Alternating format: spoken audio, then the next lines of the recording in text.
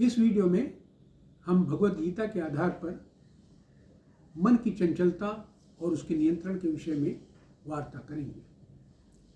भगवान कृष्ण अर्जुन से कहते हैं कि मन अत्यंत चंचल है, इसे नियंत्रण करना भी बड़ा मुश्किल है, किंतु अभ्यास के द्वारा इसे नियंत्रित किया जा सकता है। इस विषय पे गीता का श्लोक है, भगवत गीता का श्लोक है कि यततो हापि कौन्ते पुरुषस्य विपश्चिता इंद्रियाणि प्रमाथीन हरन्ति प्रस्वं मना। कि अर्जुन, जो व्यक्ति अपनी इंद्रियों को योग के द्वारा एकाग्र होकर नियंत्रित करना चाहता है, उसकी इंद्रियां भी बलपूर्वक उसको खींच ले जाती है, उसका ध्यान हटा देती है। तो इसलिए तानि सर्वाणि संयमी युक्त आसीत मत्परा वसे ही इंद्रियाणाम तस्य प्रज्ञा प्रतिष्ठिता। इसलिए मनुष्य को चाहिए कि इंद्रियों को बलपूर्वक अभ्यास से बस में करे, और जिसकी इंद्रियां बस में होती हैं उसी की प्रज्ञा, उसी की बुद्धि स्थिर मानी जाती है, प्रतिष्ठित मानी जाती है।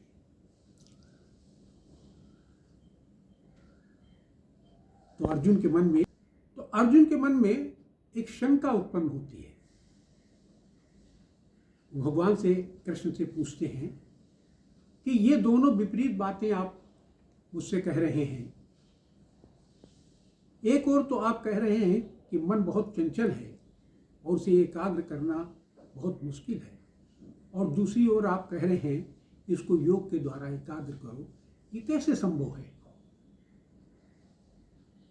तो भगवान कृष्ण से अर्जुन पूछते हैं कि चंचलम ही मना कृष्णा प्रमाथि बलवद दृढ़म तस्याहम निग्रहम मन्ये वायुरिव दुष्करम। क्या आप भगवान एक और कह रहे हैं कि मन तो बहुत चंचल है, इसे रोकना, इसे स्थिर करना तो ऐसा असंभव है जैसा किसी वायु के बवंडर को, तूफान को रोकना मुश्किल है। और दूसरी ओर कहते हैं कि इसको रोको, इसको स्थिर करो। तो भगवान कृष्ण कहते हैं कि असंशयम महाबाहो मनो दुनिग्रहम चलम अभ्यासेन तु कौन्ते वैराग्येन च गृह्यते। कि अर्जुन, असंशयम महाबाहो, इसमें कोई शक नहीं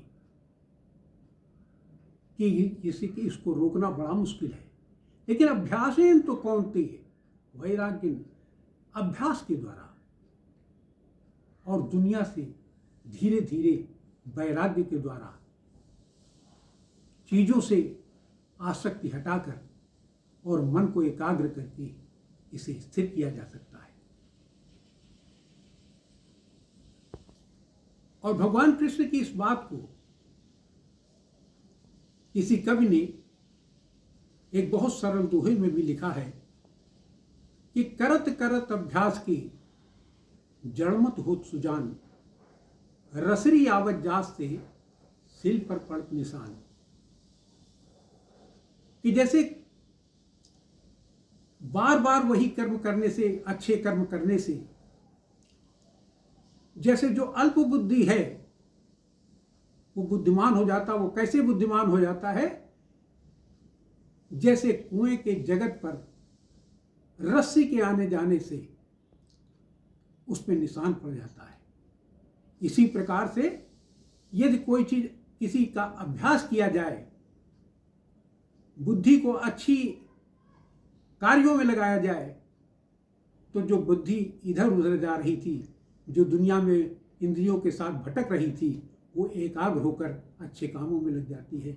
इसी के साथ मैं इस वीडियो को समाप्त करता हूँ। नमस्कार, धन्यवाद।